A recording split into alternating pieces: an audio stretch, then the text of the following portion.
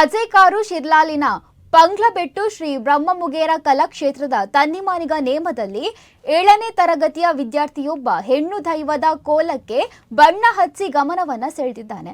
ಈತನ ದೈವ ನರ್ತನ ಈಗ ವೈರಲ್ ಆಗುತ್ತಿದೆ. ಇದು ಅನುವಂಶೀಯವಾಗಿ ಈತನಿಗೆ ಬಂದ ಸಿದ್ಧಿ ಎಂದು ಹೇಳಲಾಗುತ್ತಿದೆ.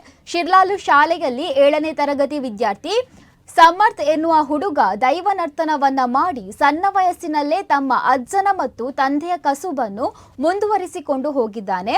ಈತನ ಧಾರ್ಮಿಕ ನಂಬಿಕೆಗೆ ಸ್ಥಳೀಯರು ಸಂತಸವನ್ನ ವ್ಯಕ್ತಪಡಿಸಿದ್ದಾರೆ. ಅಜ್ಜನನ್ನು ನೋಡಿ ಕಲಿತದ್ದು ಒಂದು ಕಡೆಯಾದರೆ ತಂದೆ ಹರೀಶ ಅವರ ಮಾರ್ಗದರ್ಶನದಲ್ಲಿ ಸಮರ್ಥ್ ತನ್ನಿಮಾನಿಗ ಹೆಣ್ಣು ದೈವದ ಬಣ್ಣ ಹಚ್ಚಿ ಕೋಲವನ್ನ ನಿರ್ವಹಿಸಿದ್ದಾನೆ.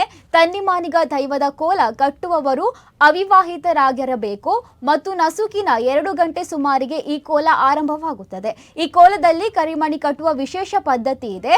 ನೇಮ ನಡೆಯುವ ವೇಳೆ ಹೆಣ್ಣು ದೈವಕ್ಕೆ ಮದುವೆ ಮಾಡಿಸುವ ಸಂಪ್ರದಾಯವೂ ಇದೆ. 12 ವರ್ಷದ ಬಾಲಕನೊಬ್ಬ ತನ್ನಿಮಾನಿಗ ದೈವದ ಗಗ್ಗರ ಕಟ್ಟಲು ಇರುವ ಕಟ್ಟುಪಾಡು ಸಂಪ್ರದಾಯಗಳ ಪಾಲಿಸಿ ಯಶಸ್ವಿಯಾಗಿ ದೈವ ನರ್ತನ ಮಾಡಿರುವುದು ವ್ಯಾಪಕ ಪ್ರಶಂಸೆಗೆ ಒಳಗಾಗಿದೆ. ಒಟ್ಟಿನಲ್ಲಿ ಬಾಲಕನ ದೈವ ನರ್ತನ ಎಲ್ಲೆಡೆ ಸುದ್ದಿ ಮಾಡುತ್ತಿದೆ.